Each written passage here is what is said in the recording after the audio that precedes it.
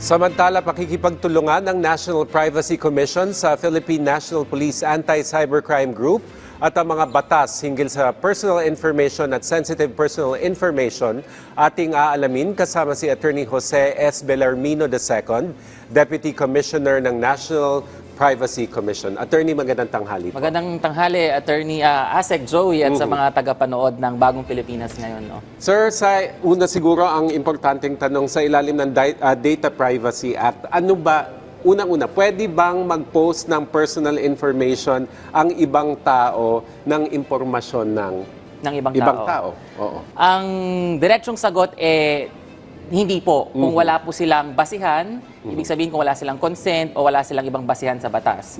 Ang pagpo-post ng personal information ng ibang tao ay tinatawag na pagproseso ng personal na impormasyon ng data subject.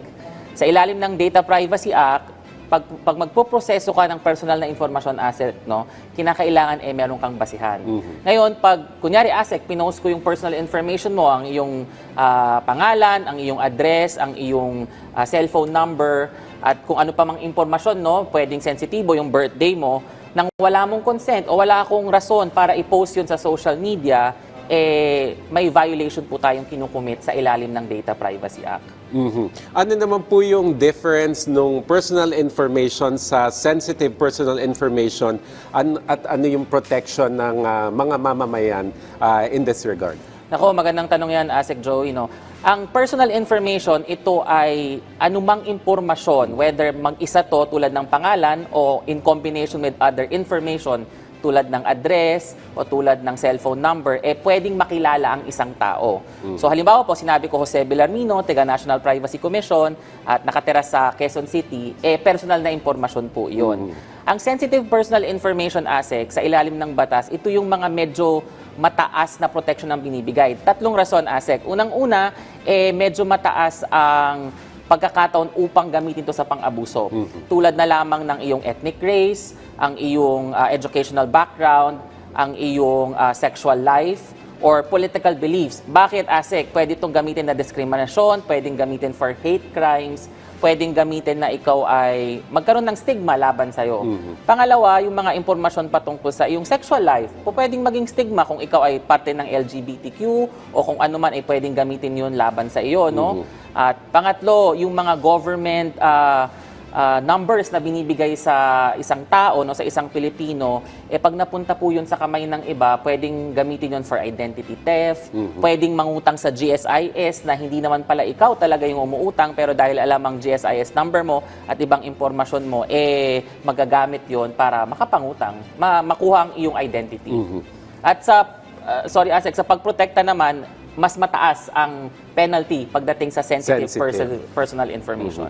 Ito siguro, ito naman talaga yung take-off ng ating discussion ngayon. Sakaling isang public official yung nag-post ng ganitong klaseng information, may mas mabigat ba na implikasyon kumpara sa kung ordinary citizen yung nag-post ng information ng ibang tao? Dalawang sagot ko dyan, Asek. No? Unang-una, kung ikaw ay government employee or ikaw ay public official, siyempre, tinitignan ka ng tao, dapat maging magandang halimbawa ka, no, na sundin ang batas. Pangalawa, pag ikaw ay nag-violate ng Data Privacy Act, under po sa isang section ng batas, pag nag-commit ka ng violation, pwede ka pong bukod sa criminal at sa admin fine, pwede ka pong perpetually disqualify sa pag-hold ng public office. So, hindi naman po namin sinasabi na kapag ikaw ay government employee o public official, dapat mas maingat ka. Lahat po tayo dapat mas maingat pagdating sa pagproseso ng personal na datos ng ibang tao. Pero may kalakip na mas mataas na parusa sa isang government official. Medyo off-topic pero related. Naalala ko lang kasi yung kapag nananalo sa raffle sa mga variety show noon. Correct. Pina-flash yung pangalan pati yung home address. Yes. Kasi wala pa naman kasing mga batas noong time na yon. So, sakaling ngayon mangyari yon, nanalo ka sa raffle, ipa-flash o ipopost sa social media yung address mo, yung number mo, ano po ba yun? May violation yung programa? Alam mo, Asek, very good question kasi change of mindset na tayo Hindi na tayo dapat nung tulad dati dahil nga sa Data Privacy Act. Ngayon, kung ipinost yung pangalan, okay lang i-post eh. Pero ang pag-post ba sa Facebook ang pinakamabisang paraan? Bakit mo kailangan i-post sa Facebook? Kung i-inform mo lang naman ang nanalo, pwede mo naman siyang tawagan or pwede mo siyang i-message. Pero bakit kailangan? Tanungin mo ang sarili mo, bakit nyo kailangan i-post sa social media? Kung wala namang dahilan na i-reach ang maraming tao, wag mo nang i-post sa Facebook. Kontakin mo na lang directly yung tao. So, supposing may violation, ito yung totoong tanong talaga kanina. May violation, ano yung kaparusahan sa nag-violate? Asek, sa Pilipinas lamang po, sa batas natin sa Pilipinas, ang may parusa na pagkakulong at pagbayad ng danyos o fine. At bukod doon, may admin fine pa po. At of course, yung nabanggit ko kanina, pagdating sa public official, no, na pwedeng perpetual disqualification. So po pwedeng ikaw ay i-fine ng mula 1 milyon hanggang 5 milyon, pagkakakulong ng from 2 years to 6 years, depende kung anong violation to, no, pwede kung unauthorized disclosure, unauthorized processing, depende yan, ASEC. Pero ang gusto kong sabihin, hindi lang to or, and ang imprisonment and fine. Fine. Ayun. Doon naman po sa partnership nyo with PNP Anti-Cybercrime Group, ano po yung scope o extent ng partnership na ito laban sa cybercrime at data privacy violations? Asek, yung layunin ng aming Memorandum of Understanding with PNP ACG is really paigtingin yung joint investigation, case referral system, at syempre yung palawakin yung training at knowledge building sa mga tauhan ng PNP at saka ng NPC. Sa joint investigation, ASEC kasi ang RA 10175, ito yung sa PNP, no? At ang RA 10173, medyo may intersection yan, no? So, pwedeng sa 10175, may illegal access. Sa Data Privacy Act, may unauthorized access. Pero, pwedeng personal na datos ang involved doon. So, imbis na mas mapatagal pa, let's push for efficiency. Kaya nga, joint na ang investigation na mangyayari. May information sharing between sa PNP at saka sa NPC para mas mapabilis ang pagsolusyon ng kaso. Or may sitwasyon din na pumupunta sa NPC para mag-file ng cyber libel, pero hindi po namin kasi sakop iyon, no?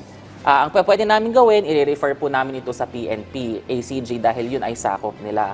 At syempre, nandyan yung capacity building, pag-train sa mga tao.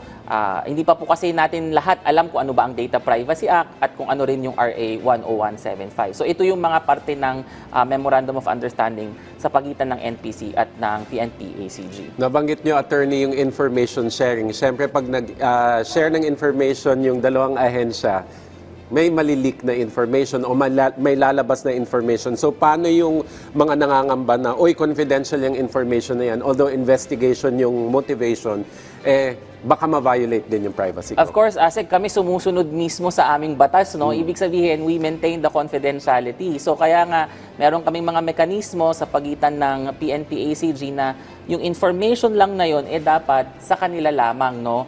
Halimbawa na lang, ASEC, CCTV, dapat limitado ang makaka-access ng kopya ng CCTV na pwedeng manggagaling sa PNP, ibibigay sa NPC o mula NPC papuntang PNP. At hindi po dapat na-access to ng kung sino-sino. Limitado lamang po yung mga tao. At of course, hindi yun pwede i-release sa media kung wala naman pong rason para i-release to or hindi pa tapos yung investigasyon. So, may mga iba't iba kaming alatuntunin patungkol dyan, ASEC, para ma-maintain, of course, yung confidentiality at integrity ng mga impormasyon. Nabanggit nyo rin, attorney, na dun sa mga batas na sinusunod ng PNP Cybercrime at ninyo, merong mga intersection o overlap. So, paano po hahatiin yung jurisdiction o yung saklaw ng bawat ahensya when they conduct the joint investigation? Yes, so ASEC, wala namang friction, yun yung maganda, no? Kasi very clear sa dalawang batas kung ano ba yung magfo-fall sa NPC, ano yung magfo-fall sa PNP ACG.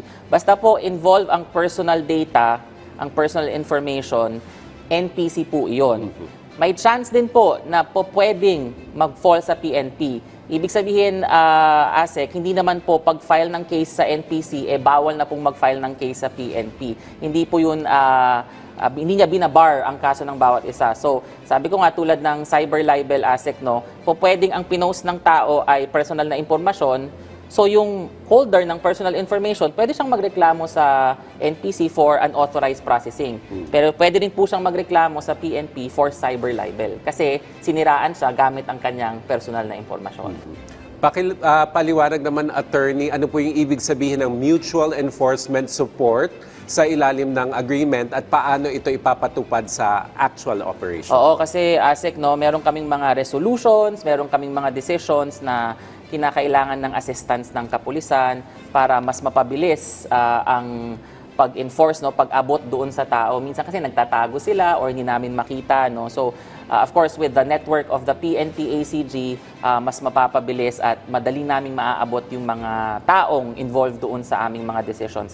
In the same way, kapag naman po sila ay merong gustong maabot o malaman mula sa NPC dahil either may pending case na po sa amin or alam namin ng impormasyon, tutulungan din naman po namin sila sa pag-enforce ng kanilang mga resolutions, decisions, at kung ano-ano pa pong issuance ng NPC at saka ng PNP. Nabanggit niyo, sir, yung capacity building sa both sides para po talaga maipatupad po itong joint investigation. So meron na po bang nakalatag na trainings para sa data privacy, cybersecurity at digital forensics? Yes, actually, magsisimula na po yung mga trainings namin. Actually, nagsimula na pala ASEC, no? Simula nang napirmahan yung MOU, pero it will be a year-round training between PNP employees and NPC employees as well.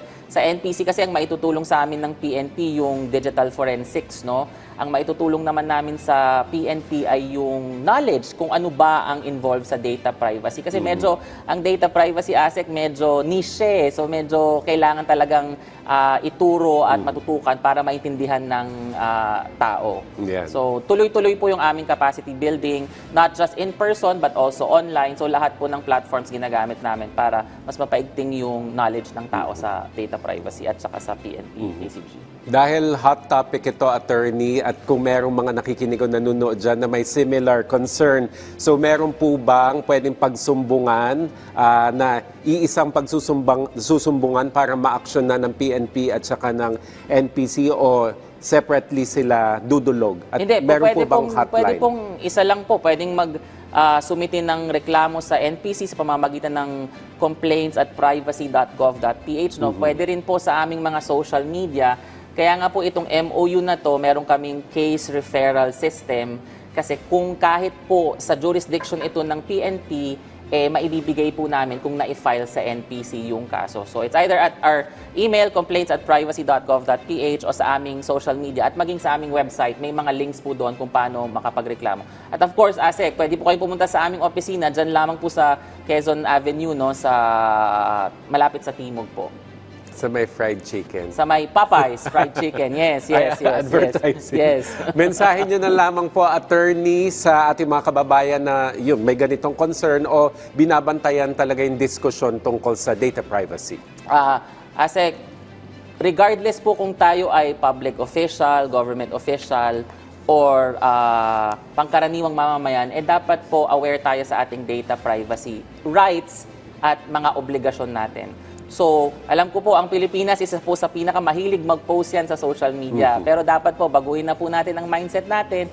Kung ito ay personal impormasyon ng ibang tao, wag po tayo basta-bastang magpo-post dahil ito po ay pagproseso ng personal na impormasyon. At of course, kung gusto niyo pong mas malaman ang ginagawa ng NPC po, ay pwede po kayong pumunta sa aming mga social media accounts at sa aming website na privacy.gov.ph upang po dumulog or malaman lang po ang ginagawa ng National Privacy Commission. Alright.